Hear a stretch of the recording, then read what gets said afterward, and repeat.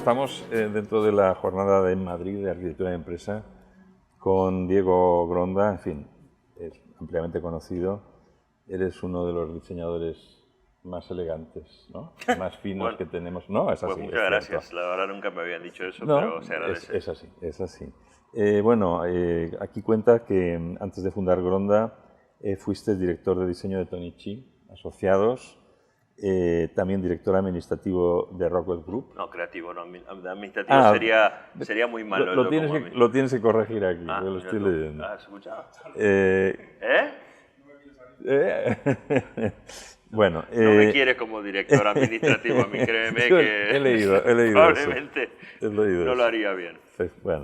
Bueno, en fin, eres un diseñador ampliamente conocido y es espectacular tu trabajo, en fin, grandes firmas hoteleras, bueno, grandes no, todas, ¿no? Tienes Ritz, Carlton, tienes Virgin, en fin, nosotros animamos a los que ven esta entrevista a que sigan tu obra y que entren más a fondo, ¿no?, en tu trabajo. Bueno, cuéntanos un poco tu trayectoria y sobre todo en este momento, que yo creo que estás en un momento estupendo, ¿qué estáis haciendo? ¿Qué proyectos en este momento tenéis en marcha?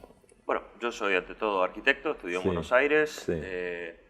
Mi primer proyecto fueron las oficinas del Banco Mundial cuando tenía 21 años.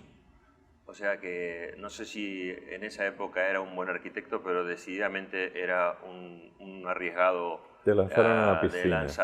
A la pileta, ¿no? Y realmente fue un comienzo, mientras estaba en la mitad de la carrera, de muchas oficinas corporativas teniendo cero conocimiento de ese métier, ¿no? O sea, lo iba estudiando en paralelo. Al año de recibirme me fui a Nueva York, quise indagar más en la arquitectura, hice un máster combinado con sociología y psicología, estudiando de filosofía con Derrida a estudiar con los grandes maestros que habían en la costa este en ese momento. Y después hice otro giro radical, y la introducción es larga como para entender por qué soy o por qué hago las cosas como las hago. Terminé el máster, recibí la medalla de oro del American Institute of Architects al estudio de arquitectura y decidí entrar en un estudio de interiorismo, cosa que ni mi familia, ni mis amigos, ni mis colegas podían llegar a entender. Sin saberlo yo ya tenía una cierta preocupación por esa dicotomía o separación que había ocurrido en el siglo XX entre lo que era la arquitectura y el interiorismo, y reconociendo mi completa ignorancia del interiorismo, porque así es como nos enseñan en arquitectura, aún al día de hoy en algunas instituciones, pensé que lo importante era entenderlo desde adentro. Ahí entré en un mundo que no pensé que iba a influenciarme tanto, que era el mundo de hospitality, que hostelería no es la traducción correcta, pero no existe esa palabra en español. Y me dediqué a hacer hoteles de gran lujo en Asia, cuando realmente el lujo era asiático y estaba en Asia en los años 90. ¿A qué me llevó eso, para terminar la pregunta? A darme cuenta o buscar ese punto de vista donde la arquitectura, el interiorismo, el paisajismo, el diseño industrial, absolutamente todo lo que pueda llegar a definir una experiencia, sea una disciplina holística completa, cosa que lamentablemente la hemos fraccionado por razones que entiendo, con beneficios que también comprendo, pero que a mí en particular, y muchos años después me di cuenta por qué, sentía que se perdían muchas cosas, se iban cayendo muchos detalles. Ahí comencé el mundo del hospitality, que era un mundo del cual yo realmente desconocía, y el hospitality termina siendo una disciplina que en el siglo XXI influye absolutamente todo. Ya nos contratan para hacer centros comerciales, nos contratan para hacer hospitales, nos contratan para hacer oficinas. ¿Por qué? Porque ese lifestyle que ha evolucionado ahora, que ya no importa cuando uno dice lifestyle, si es arquitectura, interiorismo, paisajismo, esa forma de vida que que tenemos en el siglo XXI y que están, digamos, elaborando aún más los millennials, los Generation Z, es lo que realmente invade todos los espacios en los que vivimos. Y de alguna manera me encontré, creo yo, en el lugar correcto, a la hora correcta, con una experiencia de arquitectura, de interiorismo y de hospitality con los mejores del mundo como para poder empezar a plantear cómo todos esos espacios iban a ir evolucionando a una experiencia del siglo XXI. O sea, no una cosa romántica del pasado, sino realmente muy bien qué son todas las cosas que yo necesito en el siglo XXI y cómo la arquitectura, el interiorismo, el paisajismo, el hardscape, el diseño industrial, el diseño gráfico, los colores, todo son parte de esa experiencia. Muy bien. Bueno, yo estuve varias veces en Buenos Aires. Tengo una muy buena relación con un arquitecto, no sé si conocerás, ya mayor, que se llama Jorge Moscato.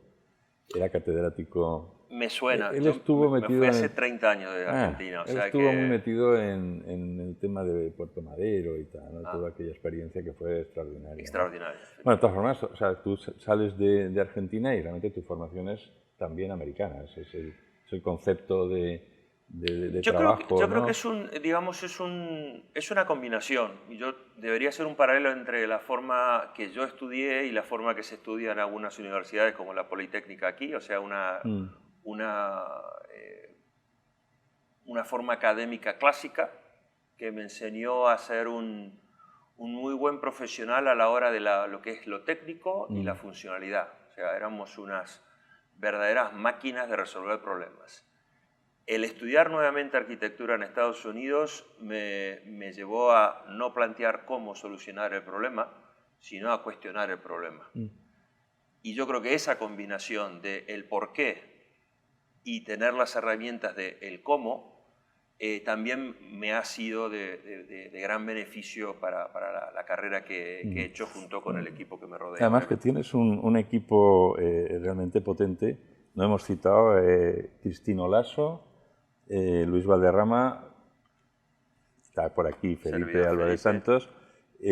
Bueno, esa manera de trabajar también un poco anglosajona, ¿no? Del equipo multidisciplinar. No veo otra manera de trabajar. Sí. Y creo que dentro de algunas veces lamentable arrogancia que tenemos los arquitectos, me ha llevado mi tiempo reconocer que el mejor acto creativo que he hecho hasta el día de hoy es el equipo que he formado y que no lo he formado yo. Lo he formado parte yo, pero también el equipo me ha formado a mí. Y para mí eso es el mayor orgullo que tengo ahora. Lo que pasa es que no entra como obra de arquitectura, pero puede hasta resultar un tanto cursi, pero de corazón lo siento así.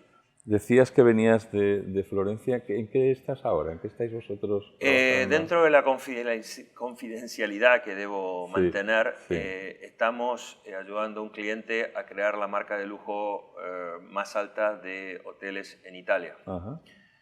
Son cuatro ubicaciones distintas dentro de Florencia y fuera de Florencia. Dos de ellas, la primera está a 100 metros del Ponte Vecchio, un convento del siglo XI y un convento del siglo XII. Menuda responsabilidad, ¿no? Y otro, mucho más pequeño, son un pequeño hotel dentro del edificio más emblemático de Miguel Ángel. Qué barbaridad. O sea que estoy con el equipo intentando traer nuevamente lo que Miguel Ángel diseñó, porque lo han destrozado al edificio, porque claro, en fin, Italia todo es antiguo y ya muchas cosas se han hecho han tenido también su guerra y demás cosas. Y es un verdadero orgullo. No sé si será un proyecto a nivel de diseño extremadamente emblemático, porque justamente lo emblemático ya existe y nosotros lo que queremos hacer es quitar lo superfluo, resaltar la obra de Miguel Ángel y llevar una obra de más de 500 años a un uso del siglo XXI. Es una responsabilidad y un orgullo, ligar el nombre. La verdad que eso pone mucho. Es un orgullo. Bueno, antes de empezar el test, sí que... es un test, o sea que hay preguntas. No, hombre, esto es un test psicológico profundo, no creas tú que... no, pero antes de empezar con esa... En fin, experiencia que llevas ya de tantos años, de 25 años.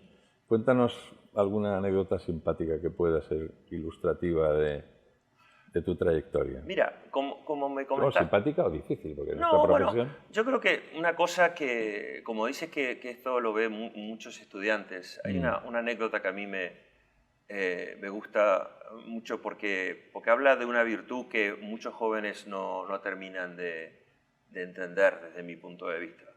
Cuando todavía vivía en Nueva York, nos salió un proyecto para hacer un restaurante muy pequeñito en un edificio a las afueras de Nueva York. Cuando voy ahí, me encuentro con que el que iba a hacer el proyecto entero, era una mansión gigantesca, era Richard Branson, Sir Richard Branson. Bueno, mi rol era muy simple, hacer una parte del proyecto, y me explican lo que iban a desarrollar. Y yo creo que tal vez por un cierto respeto, pues un señor encantador, Branson me pregunta qué me parecía el proyecto. Y el proyecto consistía en coger una mansión victoriana que tenían, replicarla idéntica al lado para hacer un spa y demás cosas. Y claro, era Richard Branson, que ya tenía una cultura de hotelera bastante imponente. Sí. Y me acuerdo que con enorme arrogancia digna de una persona viniendo del país que vengo, le dije, bueno, es como comprarse una Ferrari, pintarla de amarillo y usarla de taxi. Y se quedó tan francamente asombrado que me dijo, bueno, ya que eres tan arrogante, ¿tú qué harías? Digo, yo haría un spa invisible para poder respetar este edificio. Y entonces me dijo, ¿me lo puedes diseñar en los próximos 15 minutos? Le dije, por supuesto. Entonces saqué una foto al bosque que estaba al lado, le puse una escalera y le mostré el dibujo. Le digo, aquí tienes el spa. Y claro, ve la foto de un bosque y una escalera y dice, ¿dónde está el spa? Te dije que iba a ser invisible. 2 meses después conseguimos el proyecto entero, lo diseñamos completo, era un proyecto realmente precioso, de alto lujo, y después de 3 años de trabajar, yo me mudo a Madrid, Sí. con gran dolor, y al año me doy cuenta que el proyecto no se va a construir. Una enorme frustración. Sigo en contacto con Branson o con su gente durante años, y una década después Branson decide crear una cadena de hoteles, Virgin Hotels, Sí. En Chicago. Y yo dije, esa marca la tengo que diseñar yo, desde ya, o sea, estaba convencido. Ponemos un equipo, hacemos un proyecto de marca, y que un proyecto de marca es muy distinto a un proyecto de arquitectura, o sea, era todo, toda la experiencia del usuario, quién era el usuario. Sí. Cojo el billete, me voy a Nueva York a presentar, se la presento al nuevo CEO, y el CEO me mira y me dice, muchas gracias, y me cierra la puerta. Fue uno de los fracasos más rotundos de mi carrera.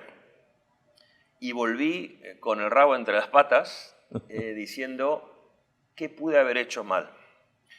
Pues un año más pasó, el CEO fue expulsado de la empresa, por razones que no vienen al caso, y resulta que en esa presentación había otro individuo que estuvo callado toda la reunión, que pasa a ser el nuevo CEO de Virgin. Y me llama y me dice, la presentación que hiciste fue absolutamente brillante, nos gustaría contratarte para hacer el proyecto de Virgin. Moraleja de la historia, hacer ese proyecto en Chicago, desde Miami, teniendo los headquarters de nuestra empresa en Nueva York, y Branson insistiendo en que la hagamos desde Madrid, para mí es una de las lecciones que más me gusta compartir con la gente, de cuando uno cree que... O sea, el típico cuento que de todas las películas, perseverancia, y no rendirse. Es verdad, podría haber salido mal y probablemente tenga historias no tan atractivas que no llegaron a absolutamente nada. Pero de esa en particular estoy muy orgulloso, y eso, haciendo nuevamente, ya avanzando hacia adelante en la empresa Gronda, la actual, estamos nuevamente trabajando en una marca relacionada con Branson y relacionada con otra empresa aún más grande que no claro puedo que estabas destinado, eso era el destino totalmente. Que lo cogiste con las manos. Bueno, pero sí, es el destino. pero bueno, fue perseverancia, es perseverancia. Y ganas, ¿no?, de hacerlo. Bueno, pues eso, espero que aprendan de esta experiencia tan bonita, ¿no? Bueno, ahora vamos a por el test. La primera es un maestro clásico que te haya marcado, que te guste, de cualquier época. A mí, como tantos, me ha marcado mucho Le Corbusier, y para mencionar un nombre que para mí es la vida del arquitecto que yo más anhelo, es Carlos Carpa. fantástico. Recuerdo que tiene un cementerio precioso, ¿no? Escarpa, ¿no? El cementerio en Verona, donde está enterrado él, donde él mismo diseñó su propia tumba y decidió que su tumba tenía que ser vertical, no horizontal. Qué bonito. Era un genio.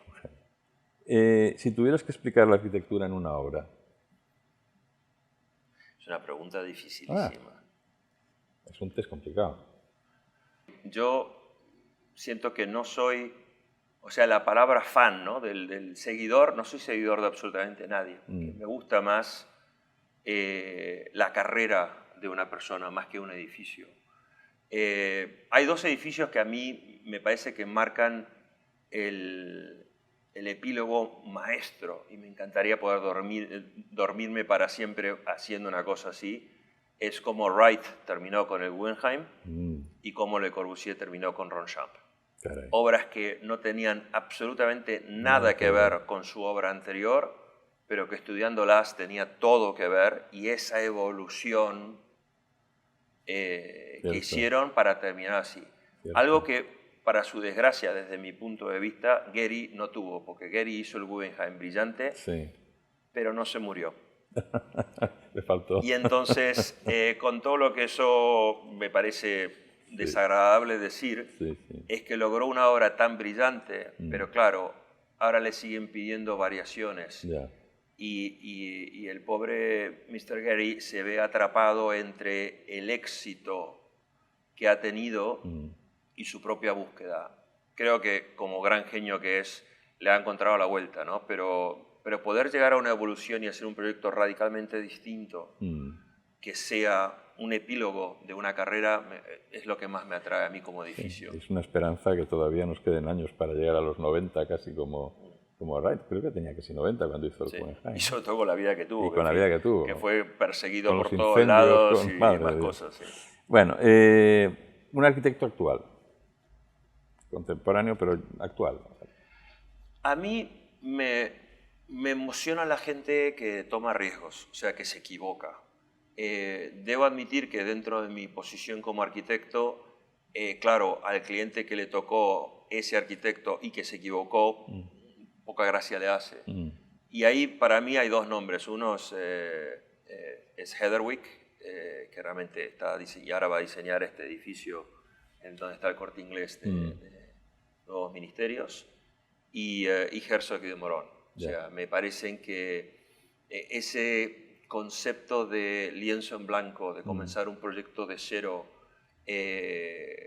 con una idea de contexto, con una idea de usuario, no siendo esclavo del propio estilo propio, es una cosa que me gustaría crear, que incentivo al equipo a hacer, a nunca repetir un diseño. Me parece que es una gimnasia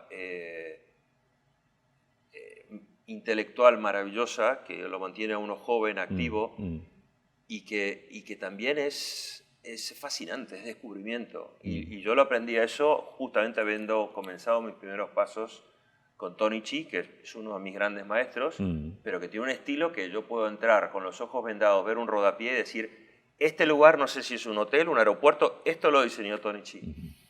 Y me saco el sombrero, pero no es la visión que yo tendría para la obra que tengo y que me gustaría tener en el futuro. Yo entiendo que lo que has comentado antes de Branson es, porque la siguiente pregunta es una situación, un proyecto que haya supuesto un cambio, un punto de inflexión. Yo creo que evidentemente puede ser ese contacto, ¿no? con Branson, ¿no? Sí, no, porque había hecho cosas similares por ahí con menos nombre. Yo creo que el punto de inflexión es cuando uno, y me sería muy difícil para mí decir exactamente cuándo fue, cuando uno se siente en control interno de decir, yo ya puedo, tengo las herramientas necesarias para manejar una experiencia completa. Y cada vez que digo la palabra experiencia se me eriza el pelo porque es una palabra tan prostituida que no define. Pero ese punto de vista holístico que tenemos nosotros de definir todo, pero cuando digo todo es no solamente definir lo que ve el cliente, también ayudar para que el que en un hotel te sirve la comida, ¿no? O sea, esa persona también tiene que estar cómoda. Eso es una cosa que los arquitectos también nos Sí, olvidamos mucho, sí. que de repente, sobre todo trabajando en Nueva York, las cocinas las llamaban submarinos. Y claro, hay gente que trabaja 365 días en Nueva York, en Manhattan, en un En un submarino. submarino. Y es inhumano y es muy difícil que uno diseñe un espacio tan maravilloso como este bar y que la gente que vaya a atenderlo uno salga con un cabreo porque está viviendo o trabajando en unas condiciones indeseables. Una tipología que no hayas hecho y que te gustaría hacer. Un Sin proyecto. lugar a duda, un templo. Y digo un templo, no un templo religioso, porque, Ya. o sea, un edificio que celebre lo intangible. Es una cosa que nunca he tenido oportunidad, tal vez también mi perfil no da para que alguien crea que lo pueda hacer, pero por ahí un día me lo voy a poner a diseñar igual y buscar a ver si alguien lo Estaba quiere construir. sugiriendo... Porque, o sea, tener una conexión emocional con lo Sí. intangible, de vuelta sin incorporar el componente religioso, me parece un desafío fascinante. Estaba visualizando la capilla esta de Tadaondo, ¿no? Bueno, es que iba a decir Tadabando, porque Sí, Tadabando hay sí, capillas que son capillas y hay sí. edificios que son casi templos Sí. y que ni siquiera son templos, pero tienen una sí, conexión, una sí, espiritualidad sí, verdaderamente mágica, ¿no? sí, sí. ¿Cómo crees que nos valora la sociedad del 1 al 10? Eh, Y nuestros clientes. bueno, yo creo que la respuesta se puede dividir en tres partes. Primero, ¿dónde estamos haciendo esa pregunta?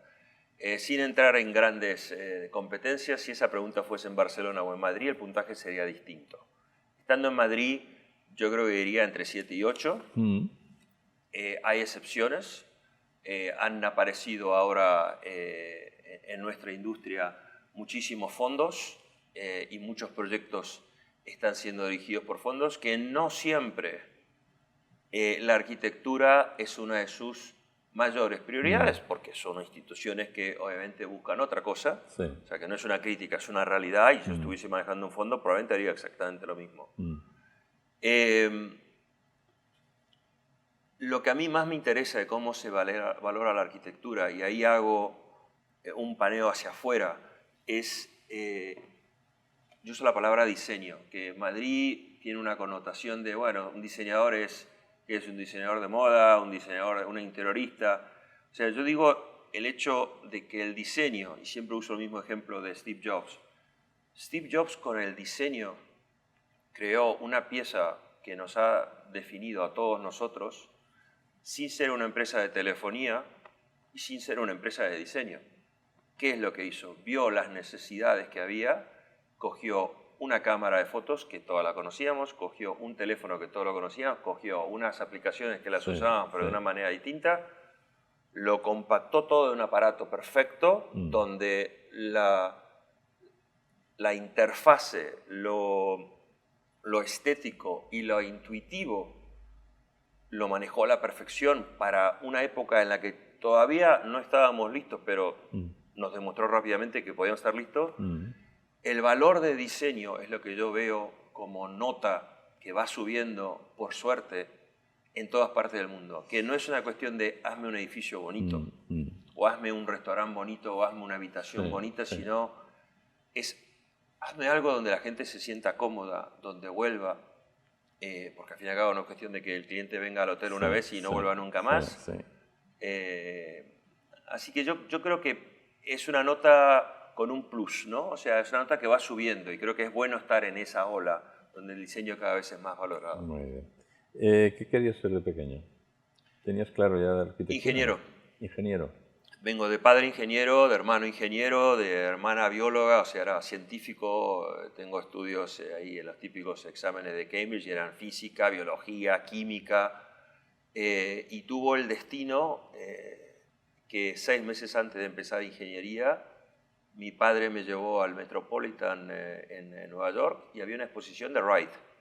Alguien que yo no tenía ni idea quién era. Y cuando vi, eran los dibujos de Frank Lloyd Wright, que son obras de arte. Y lo miré y dije, pero es que esto es lo que quiero hacer yo. Y mi padre, realmente con buen ojo, yo creo que se dio cuenta y dice, pero entonces tú no quieres ser ingeniero, tú quieres ser arquitecto.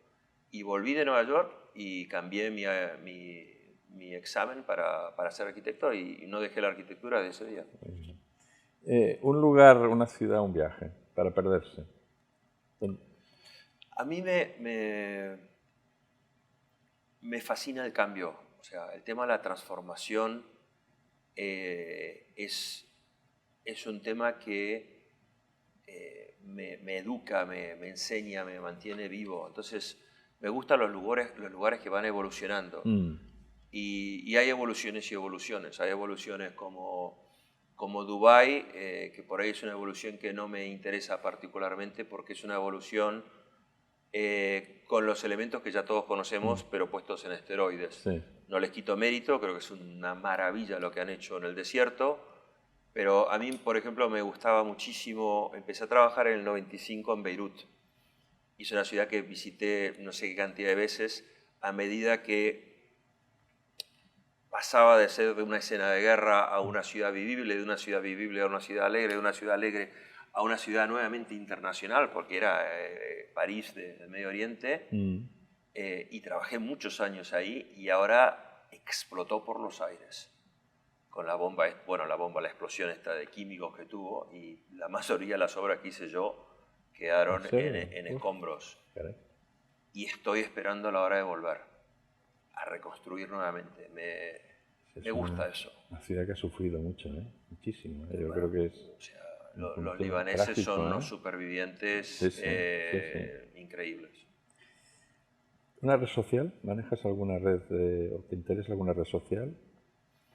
Bueno, entiendo que Instagram es para... Instagram tenemos aquí al maestro con el equipo que maneja él, que es importante. O sea, yo no entro a juzgar si me gusta o no me gusta. Yo creo que si a mí me gusta o no es totalmente intrascendente. Las redes sociales están aquí para quedarse. Nuestros clientes son cada vez más jóvenes. Ya hablamos con gente que le hablamos de una página web y parece que le estamos hablando de un libro iluminado del medioevo. Por más que no termino de entender, porque son o imágenes en una pantalla o imágenes en una pantalla. Pero bueno, también hay que saber escuchar. Usamos LinkedIn y Instagram. Facebook, por temas personales hacia su líder, no le tengo personal cariño. Ya, hemos entendido. Una serie de televisión. Hay una serie que me perturba muchísimo y que lamentablemente sigo viendo, que es Black Mirror. Coincido contigo. Porque cada vez la odio más, pero cada vez la veo con más interés porque manejan muy bien el futuro, manejan un poco los excesos y a dónde van. Y a mí todo lo que me ponga incómodo me hace crecer. O sea, yo soy, junto con mi mujer, de los que vamos a una reunión social y siempre nos va a traer no la gente que habla de los temas que nos gustan a nosotros, sino de los temas que no tenemos la más pálida idea. Y eso creo que es un poco lo que nos define como pareja, ¿no? Nos interesa lo que no sabemos. Sí. La verdad es que da miedo cómo la realidad se parece cada vez más a Black Mirror, ¿no? Que es la transposición de los libros de anticipación del siglo XX, ¿no? De Huxley pero es verdaderamente tremendo, ¿eh? Sí, yo creo que también, porque hay gente que se asusta. Digo, bueno, mira, yo creo que ya ahora vivimos... En el Renacimiento vivían la realidad de la realeza, de algunos burgueses y de la pobreza. Ahora vivimos 1000, 2000, 3000 realidades paralelas. Hay gente que es millennial y que nunca va a rozar una realidad de Black Mirror, hasta el día de su muerte. Y hay gente un poquito mayor que por ahí ya las está viviendo. Y creo que el saber diferenciar que no es mi realidad es mejor o peor que la tuya, sino que cada uno tiene un menú para escoger la realidad que quiere, eso creo que es interesante en el siglo XXI. Un artista de cualquier disciplina y de cualquier momento histórico. ¿Artista? Sí, no arquitecto. Hay dos artistas que creo que con el tiempo y estando muertos y no habiendo podido obviamente evolucionar su arte, no dejan de sorprenderme y de hipnotizarme. Uno es Mark Rothko y el otro es Richard Serra. Y los 4 Rothkos que tiene el Guggenheim Bilbao, más la sala especial que tiene de Serra, no sé qué cantidad de veces habré ido ahí. Estoy seguro que ninguna de las piezas se debe haber movido un ápice y no dejo de caminar alrededor de ellas y de maravillarme y de imaginarme cosas. Y creo que eso es genialidad. Un libro. ¿Qué recomendarías? Yo creo que un par de libros, el primero es mejor que el segundo, es los libros de Harari, Homo Deus y Homo Sapiens. Creo que Homo Sapiens es bastante interesante en cómo analiza desde una perspectiva del siglo XXI cómo evolucionamos para bien y para mal, siendo muy, muy ácido con el pasado, el ser humano. En Homo Deus, claro, cuando ya estamos hablando de lo que vendrá, hay cosas con lo que puedo estar más de acuerdo, no son libros que me gustaron, me fascinan. Yo tiendo a leer cosas que también no me... Pero bueno, estás haciendo Sueno un poco masoquista, pero sí. libros que me incomodan y que me hacen Pero pensar. Bueno, estás haciendo una relación con Black Mirror, es decir, a ti te... Bueno, la las cosas que me perspectiva del enseñan, futuro, o sea, ¿no? sí, o sea, yo no leo novelas, o Sí, sea, sí, sí. leer para entretenerme no es lo mío, no lo digo nada, no tengo nada en contra de las novelas, pero no es, o sea, prefiero escuchar música antes que leer una novela. Bueno, un cantante o una música que te pondría... Me gusta mucho el jazz y me gusta muchísimo el techno alemán durísimo, o sea, me gustan los contrastes. Ya. Y un músico por su trayectoria es Peter Gabriel. Fantástico. Un plato. Ahí lo tienes complicado, tienes Argentina. No, tienes... lo tengo muy fácil porque es un cliché lo que voy a responder. Un bife de chorizo. ¿Es un asado o Sí. es una pasta? Que es un poco lo que... Sí, la cultura.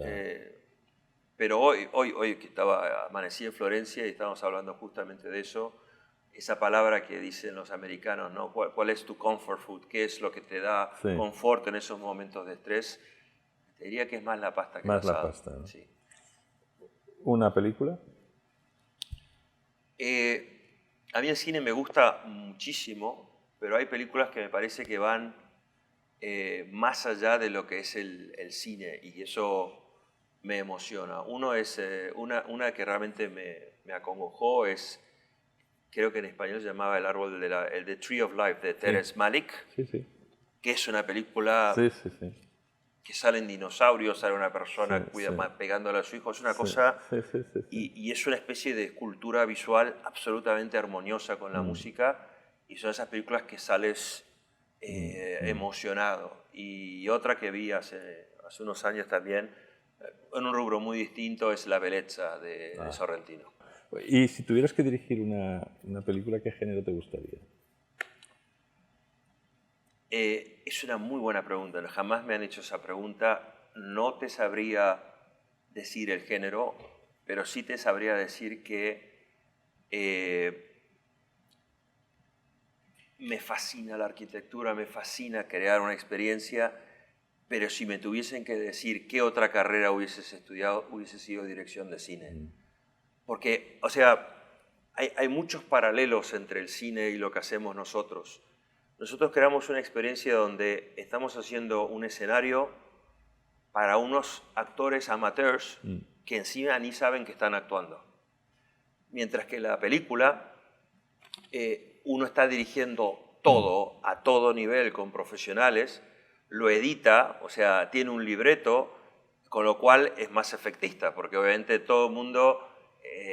George Clooney solamente dice lo que tiene que decir con la cara correcta y es perfecto. Y nosotros es todo lo contrario. La única diferencia es el factor tiempo, que es lo que el cine, cuando está terminada la película, la creación, acabó.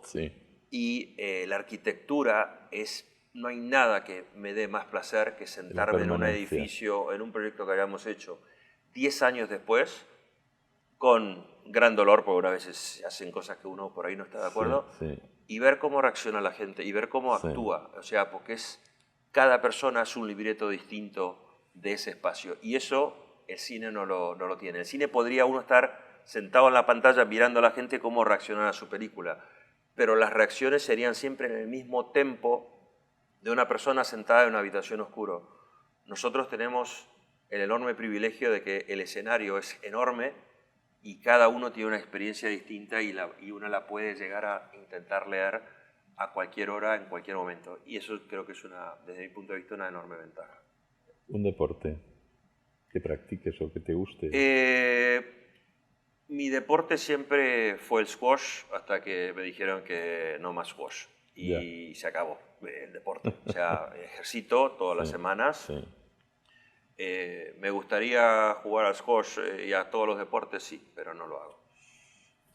Si pudieras tomar un café con un personaje histórico, ¿y qué le dirías a ese personaje? ¿O qué le preguntarías? Esa no me la preparé. Pues esa es bastante significativa, ¿eh? Es que, o sea, muchas de las preguntas son favoritos y yo siempre tiendo a no tener favoritos de nada porque me siento como muy... Bueno, podrías sentarte con Miguel Ángel y que te explicara un poco... ¿Sabes que no? Yo Miguel Ángel lo respeto como artista, no como arquitecto. El manierismo nunca fue particularmente lo mío, a un nivel de... Hombre, un ser como Leonardo da Vinci es un ser fascinante por esa definición que le dan a él, que era un hombre renacentista, ¿no? Que inventaba, pintaba, experimentaba, hacía cosas de medicina. A mí, esa concepción que Felipe conoce muy bien, que me gusta meterme en absolutamente todo y cuanto menos sepa de un cemento o una resina o una tecnología, que Felipe siempre viene, es un poco el asesor del siglo XXII, ¿no? Que siempre viene con la última tecnología. Yo creo que ese tipo de personaje, de persona renacentista que está en todo, me parecería realmente interesantísimo. ¿Qué te llevarías a una isla? ¿Qué tres cosas te llevarías a una isla desierta? Mi familia y mi equipo de arquitectura para que esa isla deje de ser paradisíaca. ¿Te llevarías también a Felipe? ¿Sí? Probablemente después de mi familia lo llevaría a Felipe. Una tarde perfecta, ¿cómo te la imaginas? ¿En qué sitio o qué ambiente? Una tarde perfecta es un atardecer perfecto, una bebida bien fría, una colina en Roma, tal vez.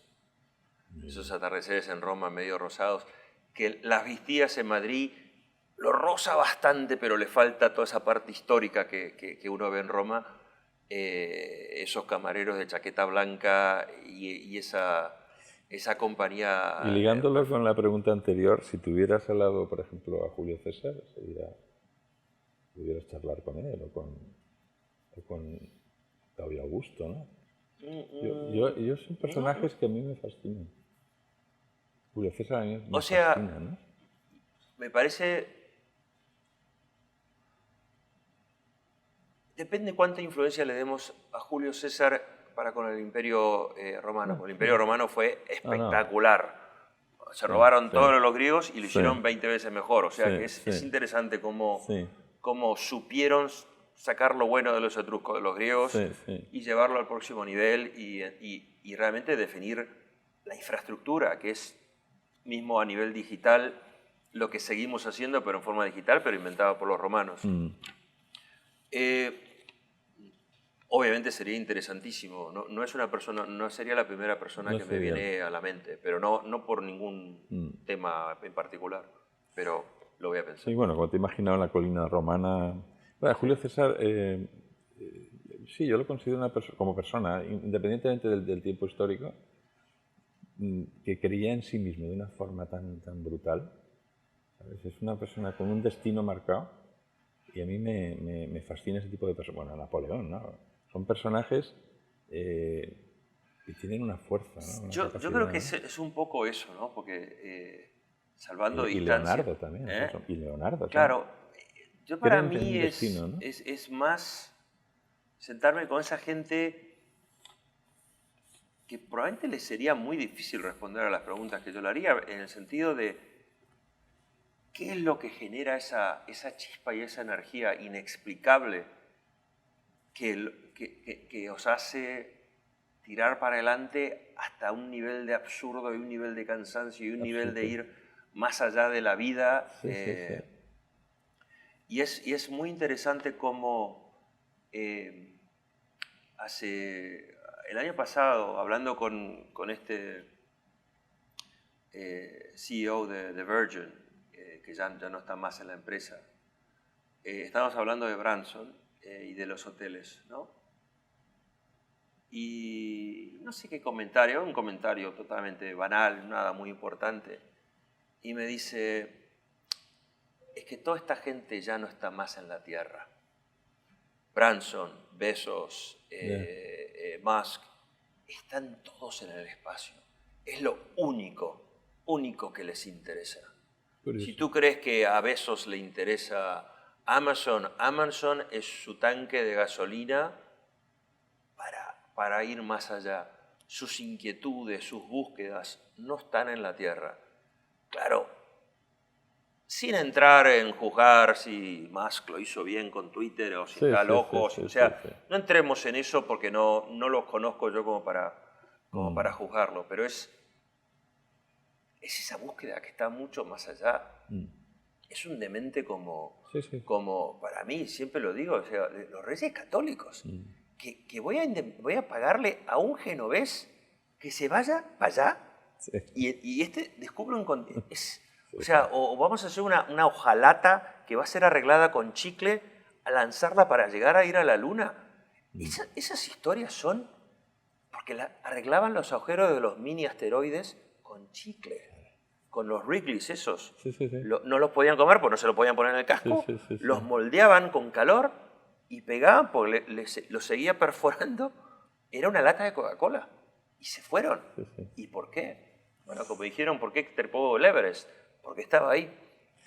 Bueno, para rematar, dinos una frase. Mira, a nivel... Hay dos. Uno que a mí me gusta mucho, que suena mejor en inglés, pero en español sería calla, dibuja. ¿No? Es don't talk to me, draw it. Que creo que nos define mucho a nosotros. Hay una cantidad de gente que habla y habla y habla y habla.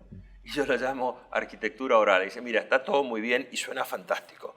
Pero el gran problema que tenemos es, muy bien, aterrízamelo. Porque si te lo va a aterrizar otro, entonces estás tirando una idea muy bonita, pero no estás haciendo arquitectura. Y otra que lamentablemente tengo que usar la frase, la palabra experiencia, ¿no? Me acuerdo en toda la complejidad de Bill Clinton cuando estaba en crisis Estados Unidos y él dijo, "It's the economy, stupid". Y yo a todos a mis colegas yo le diría, "It's the experience, stupid". O sea, que cuando diseñen se pongan en los zapatos, no en sus propios zapatos, sino en los usuarios de esos edificios, de esos restaurantes, de esos bares, de esos spas. Es eso. Olvidarse del ego, acordarse de la gente que trabaja detrás de la pared y que todo eso conforma una cosa muy simple, que es voy a volver a ese edificio o no, voy a seguir cómodo en esa casa o no.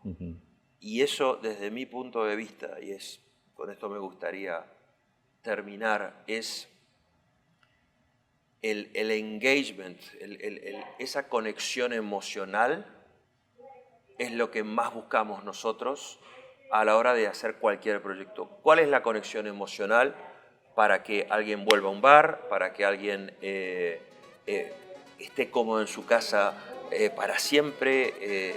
Esa conexión emocional es, creo, lo que más me gustaría que, sobre todo los diseñadores jóvenes, jamás se olviden, porque de eso depende mucho de que sus edificios o sus restaurantes o de cualquier disciplina trasciendan en el tiempo o simplemente desaparezcan.